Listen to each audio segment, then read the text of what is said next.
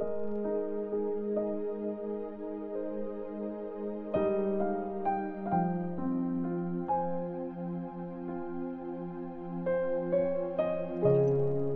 chapter 12. Patuloy na pag-atake sa mga Christians.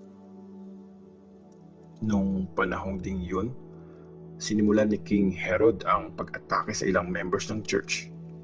Pinapatay niya si James, yung kapatid ni John, gamit ang espada.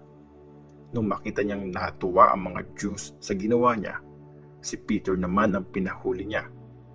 Nangyari to nung piyesta ng unleavened bread, o yung tinapay na walang pampaalsa.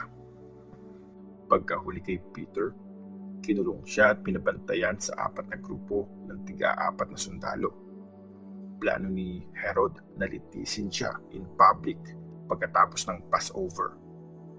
Kaya nakakulong lang si Peter, pero di tumigil ang church sa pagpe-pray ng taimtim sa Diyos para sa kanya.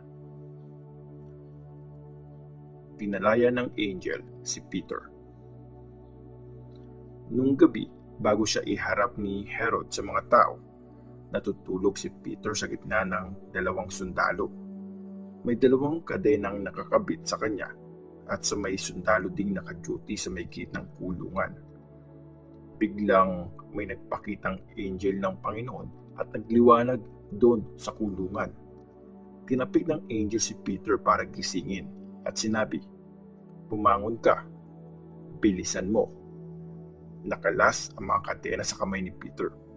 Tapos, sabi ng angel, "Magbihis ka at isuot mo ang sandals mo."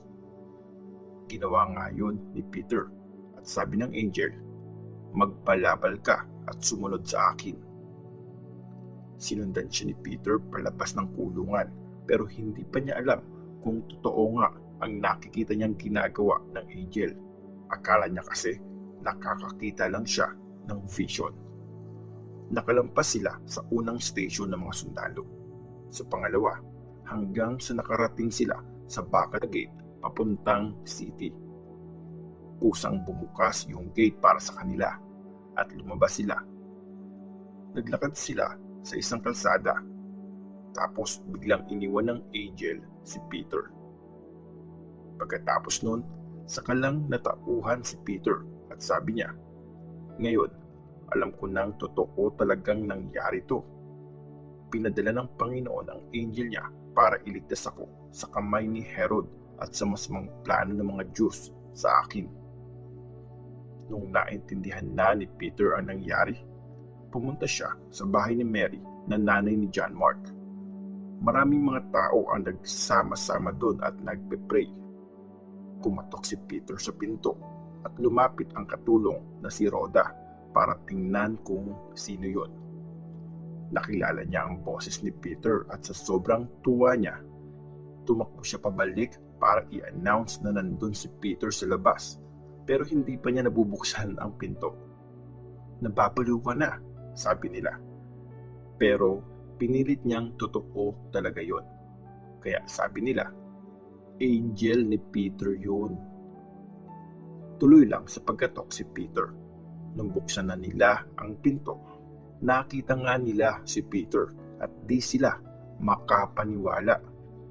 Sumenya siya para tumahimik sila at inexplain niya sa kanila kung paano siya nilabas ng Panginoon sa kulungan. Sabi niya, "Sabihin niyo to kay James at sa iba pang mga disciples." Tapos umalis siya at pumunta sa ibang lugar. Kinaumagahan, naguluhan ang mga sundalo kasi hindi nila alam kung ano nangyari kay Peter. Pinahanap siya ni Herod pero di siya makita ng mga sundalo. Kaya pinaimbestigahan ni Herod yung mga sundalo at inutos na patayin sila. Pagkatapos nito, umalis si Herod sa Judea at nag-stay siya sa Caesarea. Ang pagkamatay ni Herod. Galit na galit si Herod sa mga taga-Tyre at taga-Sidon. Kaya sama-sama mga itong pumunta kay Herod para makipag-usap. Na-convince nila si Blastus, yung in charge sa palasyo, na tulungan sila. Tapos pumunta sila kay Herod para makipagkasundo kasi nakadepende sila sa kaharian ni Herod para sa pagkain nila.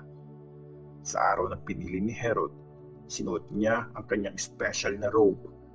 Umupo siya sa pwesto niya at nagbigay ng speech sa mga tao. Hindi tao yang nagsasalita, isa yang Diyos, sigaw nila.